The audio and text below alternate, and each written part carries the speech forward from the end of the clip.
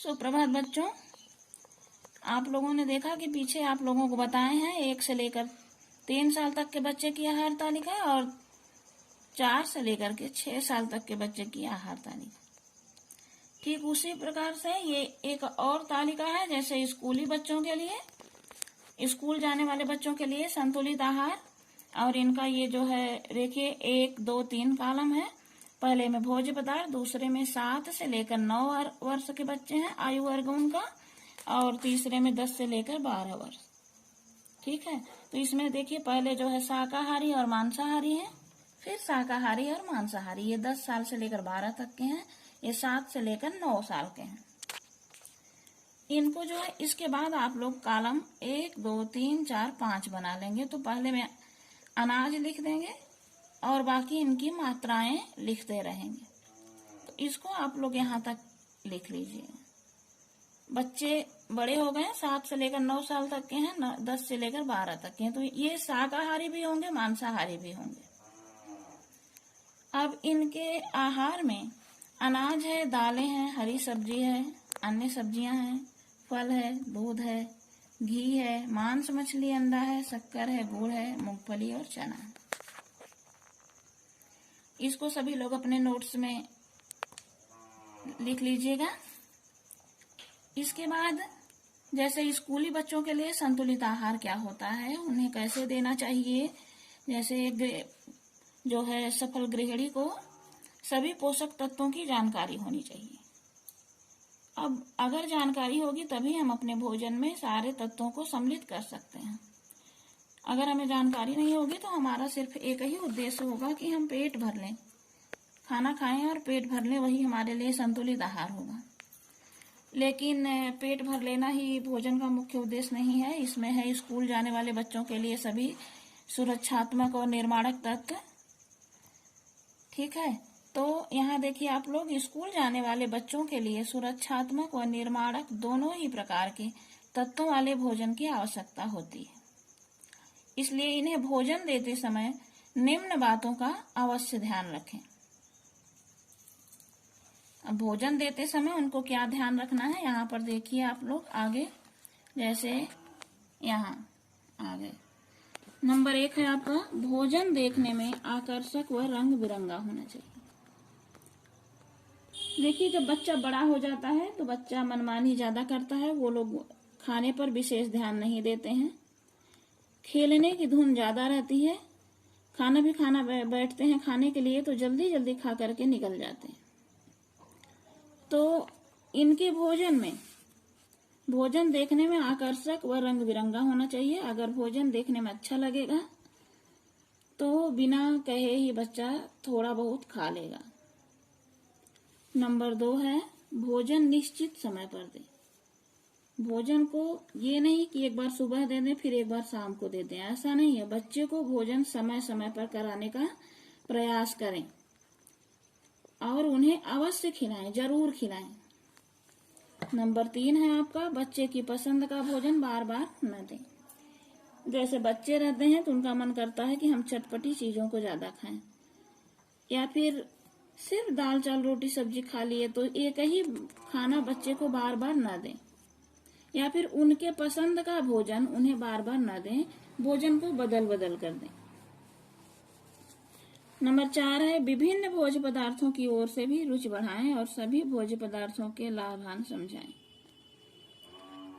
आप भी जानकारी रखें और बच्चे को भी इसके बारे में बताएं कि जैसे सभी भोज्य पदार्थ, विभिन्न का मतलब होता है बहुत तरीके के भोज्य पदार्थ, जो खाद्य सामग्री है आपकी, खाने की चीजें, भोजन। तो बच्चे की रुचि आप सभी भोजन की तरफ आकर्षित करें। जो भी बना रहे हैं उसका सबसे पहले तो उसे लाभ और इससे फायदा क्या होता है, नुकसान क्या होता है, बच्चे को समझाएं, और समझाएंगे तो उसकी रुचि जो है खाने की तरफ बढ़ेगी और उसे खाने का वो प्रयास करेगा। नंबर 5 है, बच्चे के स्कूल के नाश्ते में ऐसा भोज्य पदार्थ दें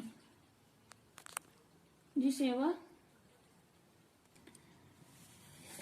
तो जैसे नाश्ते में, बच्चे के स्कूल के नाश्ते में ऐसा भोज्य पदार्थ दें जिससे वह अपने साथियों के साथ खाने में रुचि ले और शर्माए नहीं। बच्चे का नाश्ता ऐसा होना चाहिए जिससे वो खाने में उसको ये ना लगे कि हम खोलेंगे तो सब लोग क्या कहेंगे। अपने साथियों के साथ बैठकर आराम से वो खा ले। अब आगे नंबर है आप लोगों का नंबर 6। नाश्ते में विभिन्न प्रकार के भोज्य पदार्थ का समावेश करके सभी पोषक तत्व प्रदान करने का प्रयास करें। आप बच्चे को घर पे नाश्ता देती हैं, सुबह देती हैं, शाम को देती हैं, खाना देती हैं, तो उसके भोजन में जैसे अंकुरित चना हो गया, छौंकी हुई मूंग की दाल हो गई, साबुत मसूर हो गया, मक्खन, स्लाइस, दूध और अंडा, इन्हें भी सम्मिलित करें और उसे खिलाने का प्रयत्न करें। इसके अलावा जैसे बच्चे का मन करता है कि अभी आप देखेंगे कि बाजार में ठेले पर रख करके लोग कटी पीटी चीजें बेचते हैं, तो उधर उसे बाहर के खुले जो खाद्य पदार्थ हैं उसे खाने के लिए निरुत्साहित करें। जहां तक हो उन्हें पैसे देकर स्कूल ना भेजें। ठीक है। हाँ, बच्चा बड़ा है तो उसका मन करेगा कि वो कभी कभी चटपटी चीजें भी खाएं, तो आप जो है ये सारी चीजें जैसे टिकिया, समोसा, पकौड़ी, चाट, ये सब चीजें आप अपने घर पर बनाकर बच्चे को खिला दें। इसके अलावा बच्चे बड़े हो जाते हैं तो उनके लिए खेलना भी आवश्यक होता है, खेलना जरूरी होता है। लेकिन खेलने की जल्दी में वो जल्दी खाना खाने के लिए बैठते हैं तो उसे बहुत जल्दी खाने का प्रयास करते हैं और खा करके उठ जाते हैं। आप अपने बच्चे को समझाएं, उसे ऐसा करने के लिए रोकें। इस ओर सावधान रहें ताकि वो खाने को चबा चबा कर खाए या चबा चबा कर खाने की आदत डाले। ठीक है। तो बच्चों के लिए जब बच्चा बड़ा हो जाता है तो उनके लिए निर्माणक और सुरक्षात्मक दोनों प्रकार के तत्वों की अधिकता उनके भोजन में ज्यादा होनी चाहिए। जैसे प्रोटीन हुआ, विटामिन हुआ, खनिज तत्व हुआ, ये विभिन्न प्रकार के भोजन हैं जो इनके भोजन में आप इसका समावेश करिए।